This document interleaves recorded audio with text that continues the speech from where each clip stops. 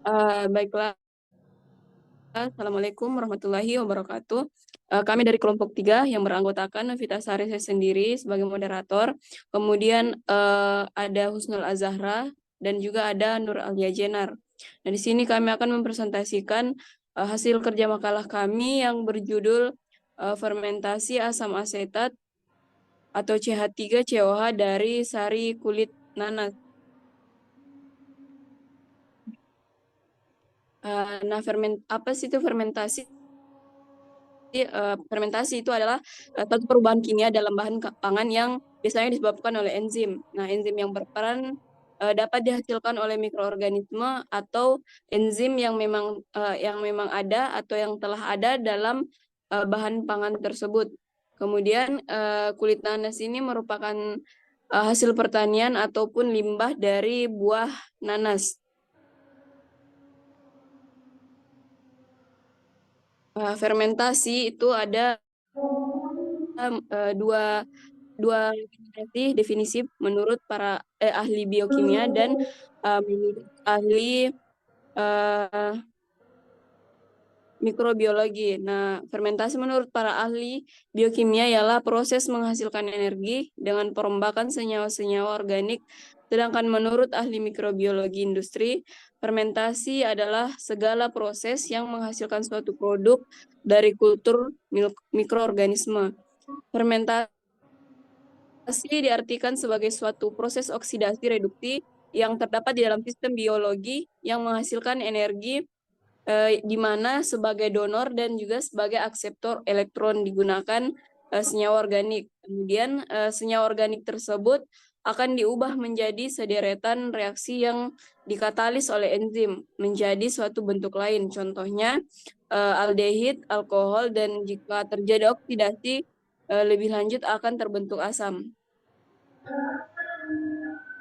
Asam asetat adalah larutan encer yang biasa dihasilkan melalui 2 tahapan proses fermentasi, yakni proses fermentasi gula menjadi etanol oleh khamir, kemudian dilanjutkan etanol menjadi asam asetat secara sintesis. Asam asetat biasanya dapat dihasilkan dari sumber petrokimia melalui karbonilasi metanol dan oksidasi fase cair dari butana, nafta, dan asetaldehid. Selanjutnya, saya akan serahkan kepada pemateri yang kedua, yaitu Husnul Azhara. Pada Husnul Azhara, saya persilakan.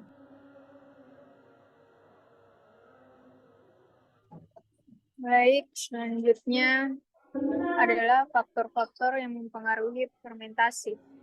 Faktor-faktor yang berpengaruh pada proses fermentasi adalah potensi kultur di dalam memproduksi asam asetat, daya tahan atau resistensinya terhadap etanol sebagai substrat maupun asam asetat sebagai produk, dan kondisi proses yang meliputi konsentrasi substrat, pH awal, aerasi, suhu, serta waktu fermentasi.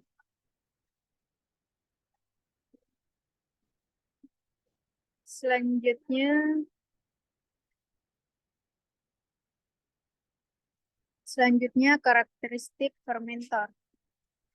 Adapun fungsi bagian masing-masing dari fermentor: 1. Chamber fermentasi, tempat terjadi reaksi fermentasi dengan kontrol suhu, agitasi, dan aerasi. 2. Sensor dan kontrol sistem, untuk memantau dan mengatur parameter seperti suhu, pH, dan oksigen. Selanjutnya pengaduk, untuk mencampurkan bahan dan mendukung distribusi nutrisi.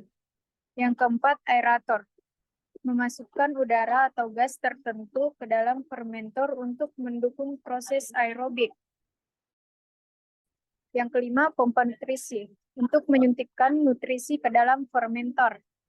Yang terakhir, sistem pengumpulan produk, untuk mengumpulkan produk hasil fermentasi. Adapun metodologi penelitian, bahan yang digunakan yaitu GYP, PDA, PDB, reagen Nelson-Somogy, NaOH, asam oksalat, indikator PP, Aquades, urea, dan NPK. Adapun alat yang digunakan dalam penelitian ini adalah reaktor kapasitas 2 liter yang digunakan sebagai biofermentor, magnetic stirrer, autoclave, Erlenmeyer, pipette volume, timbang analitik, rangkaian alat titrasi, tabung reaksi, gelas ukur, pipet tetes, jarum os, cawan Petri, inkubator, dan rotary evaporator.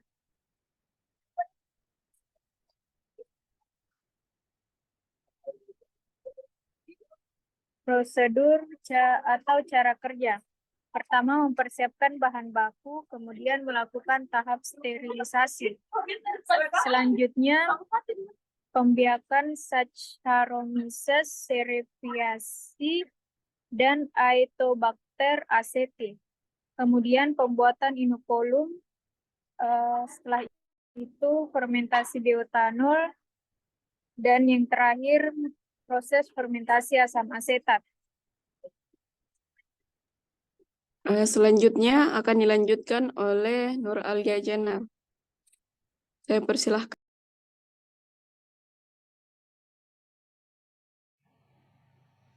Baik, saya akan menjelaskan hasil dan pembahasan dari fermentasi asam asetat dari sari kulit nanas.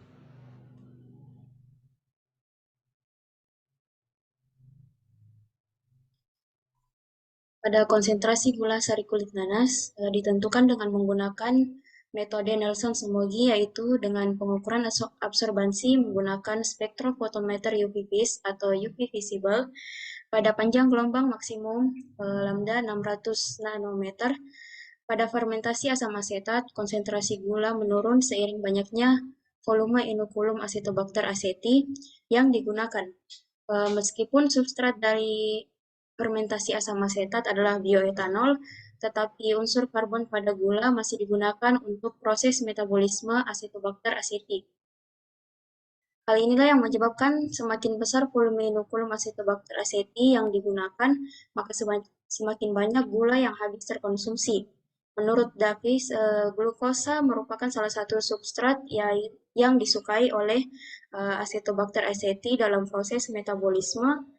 Variasi konsentrasi inokulum Acetobacter aceti berpengaruh terhadap jumlah gula yang terfermentasi.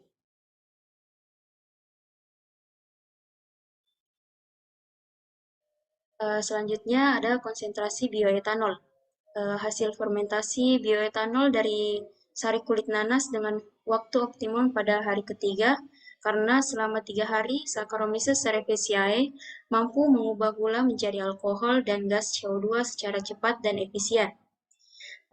Bisa dilihat pada gambar pertama, itu hubungan antara konsentrasi dan yield bioetanol terhadap konsentrasi gula sisa.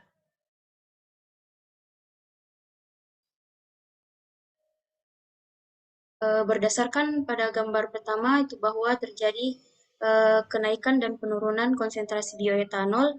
Pada fermentasi hari pertama diperoleh bioetanol dengan konsentrasi 23,68 gram per liter dan yield sebesar 29,79%.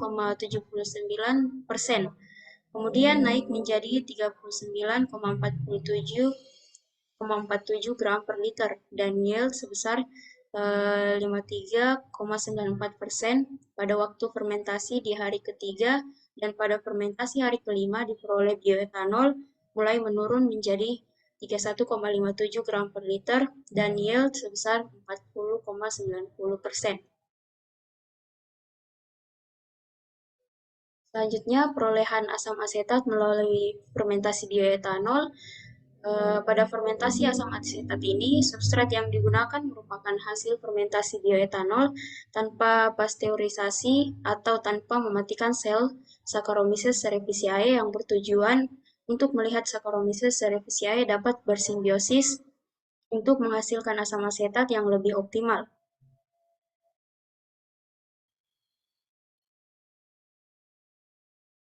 Pada gambar pertama itu pengaruh volume inokulum Acetobacter aceti terhadap konsentrasi asam asetat pada substrat fermentasi bioetanol 3 hari.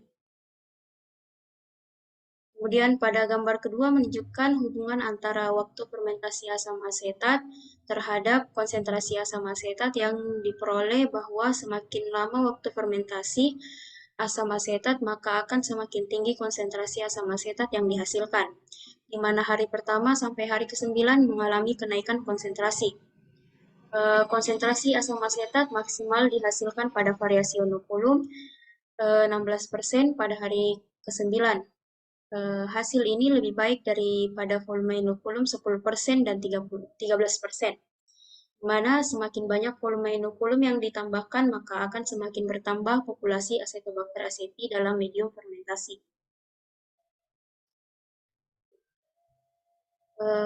Kemudian adapun kesimpulannya yaitu hasil menunjukkan dengan sari kulit nanas dapat difermentasi menjadi asam asetat melalui dua proses, yaitu dengan menggunakan Saccharomyces cerevisiae dan Acetobacter aceti dengan hasil konsentrasi tertinggi 37,79 gram per liter pada volume inokulum 13% dengan waktu 9 hari dan pada volume inokulum Acetobacter aceti dan waktu fermentasi asam asetat berpengaruh terhadap konsentrasi asam asetat yang dihasilkan. Baik, saya kembalikan kepada moderator. Itulah tadi presentasi dari kelompok 3. Saya Novita Sari dan Husnul Azhara, kemudian ada Nur Alia Jenar.